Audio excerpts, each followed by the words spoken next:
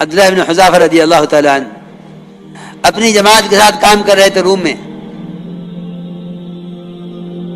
روم کا بادشاہ نصرانی، اس نے عبداللہ ابن حذافہ رضی اللہ تعالیٰ عنہ کو نصرانیت کی دعوت دی کہ آپ نصرانی ہو جائیں تو میں اپنی آدھی بادشاہت آپ کو دے دیتا ہوں. سنو دھیان سے، یہ فرمایا کہ نصرانیت پر تیری آدھی بادشاہت، تیری پوری بادشاہت مل جائے اور عرب کی ساری بادشاہتیں مل جائیں اور ہمیشہ کے لیے مل جائیں، اس سب کے ملنے پر صرف مجھ سے یہ کہا جائے کہ ایک مرتبہ پلک جھپکنے کے بقدر محمد صلی اللہ علیہ وسلم کے دین کو چھوڑ دو. ہمیشہ کے لیے نہیں، پلک جھپکنے کے بقدر اتنی دیر کے لیے چھوڑ دو اور یہ ساری بادشاہت تمہیں ملے گی ہمیشہ کے لیے. اتنی دیر کے لیے تو صرف محمد صلی اللہ علیہ وسلم کے دین کو چھوڑ دو. یہ فرمایا جواب میں کہ عرب کی ساری بادشاہتیں مل جائیں اور تیری پوری بادشاہت مل جائے، ہمیشہ کے لیے ملے، اور پلک جھپکنے کے بقدر محمد صلی اللہ علیہ وسلم کا دین چھوڑوں، یہ میں نہیں کر سکتا. میرے دوستو عزیزو، ہم نے تو سارے دین کو ضائع کیا ہے مصلحت کی بنیاد پر. کہ مصلحت ہے مصلحت کی بنیاد پر. حضرت تھانوی رحمۃ اللہ علیہ فرماتے تھے کہ مصلحت کیا ہے؟ یہ مصلحت جو ہے نا، یہ اصل میں مصالحہ ہے. مصالحہ جس سے کھانا بنتا ہے، جتنا اس کو باریک پیسا جاتا ہے اتنی کھانے میں لذت ہوتی ہے. یہاں مصلحتوں کا خیال کرتے ہیں، دین کو ضائع کرتے ہیں مصلحت کے لیے، حالانکہ مسالے پیسنے کی چیز ہیں کہ جو مصلحت تمہارے سامنے آئے اسے پیس ڈالو دین کے لیے. تمہارے دین میں لذت جب ہوگی، ورنہ دینی سمجھوتا کر بیٹھو گے. دینی سمجھوتا کہ ٹھیک ہے اسلام ٹھیک ہے لیکن حالات دیکھو. میرے دوستو عزیزو، اب حال یہ ہے کہ 2-4 بات ہم آپ کی مان لیتے ہیں، 2-4 بات ہماری مان لیجئے. ہمارا مطالبہ اسلام کے فرائض کا ہے، آپ کا مطالبہ غیروں کے طریقوں کا ہے. 2-4 بات آپ ہماری مان لیں، 2-4 بات ہم آپ کی مان لیں، اس طرح مل جل کے زندگی گزار لیں. خدا کی قسم اس کو قرآن کی اصطلاح میں نفاق کہتے ہیں. اس کو قرآن کی اصطلاح میں نفاق کہتے ہیں. استقامت اس کو نہیں کہتے کہ میں نماز پڑھ لوں، آپ روزہ رکھ لیں، فلاں زکوٰۃ دے دے، فلاں معاملے کا اچھا ہو جاوے، فلاں کے اخلاق بہتر ہو جاوے. اس کو اسلام نہیں کہتے، اس کو استقامت نہیں کہتے. ایک مسلمان اگر ساری دنیا اس کے ایک عمل کے مقابلے میں آ جاوے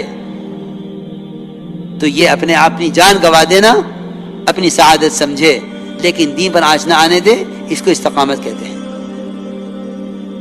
ورنہ حالات کے مطابق چلنا، اس کو استقامت سمجھنا. استقامت پورے دین پر چلنے کو کہتے ہیں. کسی ایک عمل کو پکڑ کر بیٹھ جاتے ہیں، کہتے ہیں کہ ہمیں استقامت ہے. نہیں، یاد رکھنا میری بات، کسی ایک عمل کو پکڑ لینا، اتنی استقامت تو منافقین میں بھی تھی، اتنی استقامت ان میں بھی تھی. استقامت اس کو نہیں کہتے. استقامت کہتے ہیں پورے دین پر چلنا حالات کے مقابلے میں. کیونکہ اللہ رب العزت نے قرآن میں منافقین کا حال بیان کیا ہے. قرآن میں منافقین کا حال بیان کیا ہے، اور یہ فرمایا ہے کہ لوگوں میں ایسے بھی لوگ ہیں جو کفر و اسلام کے بارڈر پر چلتے ہیں، نہ پورے کفر میں نہ پورے اسلام میں، کہ یہ درمیان کا راستہ بنا لو. اس راستے کا فائدہ یہ ہے کہ اگر حالات اچھے ہوں گے تو ادھر ہو جانا، حالات خراب ہوں گے تو ادھر ہو جانا. لکھا ہے مفسرین نے کہ یہ مدینہ منورہ میں آ کر رہتے تھے. اگر تجارت اور زراعت میں نقصان ہوتا تو کہتے کہ اسلام اچھا دین نہیں ہے، اور اگر نفع ہوتا تو کہتے کہ ہاں یہ دین بہت اچھا دین ہے۔ یاد رکھنا، دین کو دنیا کی برکات کے لیے اور دین کو اپنی دنیا کی خواہشات کو پورا کرنے کے لیے اختیار کرنا، یہ نفاق ہے، ایمان نہیں ہے۔ یہ نفاق ہے، ایمان نہیں ہے۔ دین تو اللہ کا حق ہے، وہ ہمیں بھوکا رکھے، ننگا رکھے، دنیا کی کوئی چیز ہمیں نہ ملے۔ کہ حدیث میں آتا ہے کہ ایک شخص پیدائش سے لے کر بڑھاپے کی آخری عمر کو پہنچ جاوے اور سجدے میں پڑا رہے، وہ اللہ کی عبادت کو قیامت میں حقیر سمجھے گا، کیونکہ عبادت اللہ کا حق ہے۔ کوئی معاملہ نہیں اللہ کے ساتھ کہ ہم تیری عبادت کریں گے تو ہمیں کھلائے گا، بالکل معاملہ نہیں اللہ کے ساتھ۔ عبادت اس کا حق ہے۔ وہ ننگا رکھ کر، بھوکا رکھ کر ایک شخص پیدائش سے لے کر مرنے تک اللہ کی ایسی عبادت کر لے جیسے عبادت کا حق ہے، اور اللہ اس کو دنیا میں ایک ذرے کے برابر کچھ نہ دیں، اللہ کو اس کا حق ہے، کیونکہ عبادت یہ برکت ہے، عبادت کا بدل نہیں ہے، عبادت اللہ کا حق ہے، عبادت اس کا حق ہے۔ اگر وہ سارے عابدوں کو جہنم میں ڈال دے، اس کو اس کا حق ہے، اس کی سمجھیت کا تقاضا ہے، یہ کوئی چوں نہیں کر سکتا، یہ اس کی طرف ظلم نہیں ہوگا۔ ظالم تو ہم ہیں کہ ہم ایک عمل کر کے یوں سوچتے ہیں کہ اس عمل کے بعد یہ وہ تو ہوا نہیں جو میں چاہتا تھا۔ اس لیے میرے دوستو عزیزو، میں اس لیے عرض کر رہا ہوں کہ صبر کو، شکر کو سمجھنا چاہیے کہ صبر تقوی کے ساتھ ہے، صبر تقوی کے ساتھ ہے۔ بغیر صبر کے جو تقوی کرے وہ بغیر تقوی کے صبر اختیار کرے، جو بغیر تقوی کے صبر اختیار کرے وہ تو بالکل ایسا ہے جیسا کوئی چور یا کوئی مجرم کہ تقوی کے بغیر اذیت برداشت کر رہا ہے۔ اس لیے میں نے عرض کیا کہ دین کے بارے میں کیونکہ اب خیال ہی ہونے لگا ہے کہ بھئی باطل سے سمجھوتا کر لو تاکہ کم سے کم دنیا کا وقت تو صحیح گزر جاوے، آخرت کے دوام کا تصور نہیں ہے، گزرنے والی دنیا کا فکر ہے، آخرت کے دوام کا تصور نہیں ہے۔ آخرت کی کا دوام کا تصور کرو۔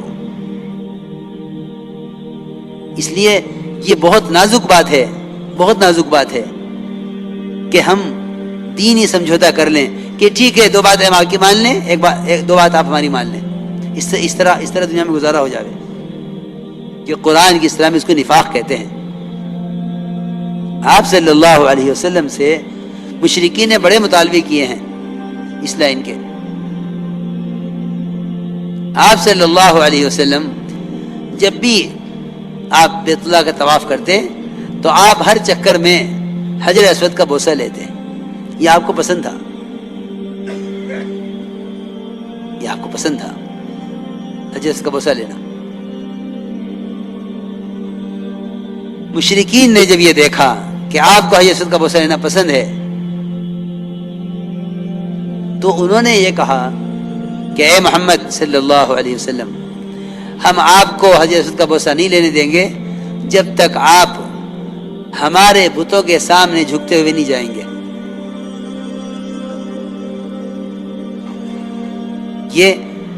یہ ہے جو میں اصل بات بتانا چاہتا ہوں کہ مسلمان کی کسی ضرورت سے اور اس کی کسی چاہت سے فائدہ اٹھا کر اسے باطل کی طرف لانے پر مجبور کرنا آپ کے دل میں ہلکا سا خیال اس طرح آ کر گزر گیا کہ آپ نے اس خیال کو پکایا نہیں، صرف خیال آیا ہلکا سا کہ اگر جسمانی طور پر، صرف جسمانی طور پر،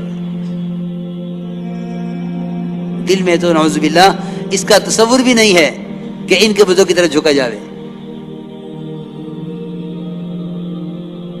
ہلکا سا خیال آیا کہ اگر ان کے بتوں کی طرف ذرا سا اشارہ کر کے آگے بڑھ جاؤں اور حضرت کا بوسہ لے لوں تو اس میں کیا حرج ہے؟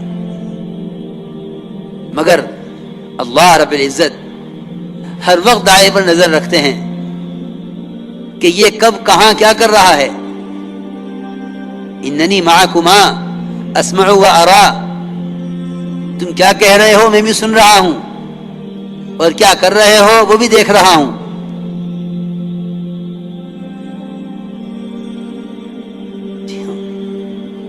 ہر وقت ہر آن نگرانی ہے. آپ نے فرمایا آپ کے دل میں ہلکا سا خیال آیا کہ اگر صرف جسم سے، عقیدت سے نہیں، اندر کے ارادے سے نہیں، دل مطمئن ہے ایمان کے ساتھ، اگر صرف جسم ذرا سا جھک جائے ان کے سامنے، اس سے مجھے حجر اسود کا بوسہ لینے دیں، اس میں کیا حرج ہے؟ اتنا خیال آیا آپ کو اور فوراً آیت نازل ہوئی، وَلَوْلَا أَن ثَبَّتْنَاكَ لَقَدْ كِدتَّ تَرْكَنُ إِلَيْهِمْ شَيْئًا قَلِيلًا إِذًا لَأَذَقْنَاكَ ضِعْفَ الْحَيَاةِ وَضِعْفَ الْمَمَاتِ ثُمَّ لَا تَجِدُ لَكَ عَلَيْنَا نَصِيرًا. کہ نبی جی اگر ہم آپ کو اس وقت ثابت قدم نہ رکھتے تو قریب تھا کہ آپ تھوڑے سے جھک جاتے ان کی بات کی طرف. اگر آپ ایسا کر لیتے تو ہم آپ کو دگنا عذاب دنیا میں دیتے، دگنا عذاب آخرت میں دیتے.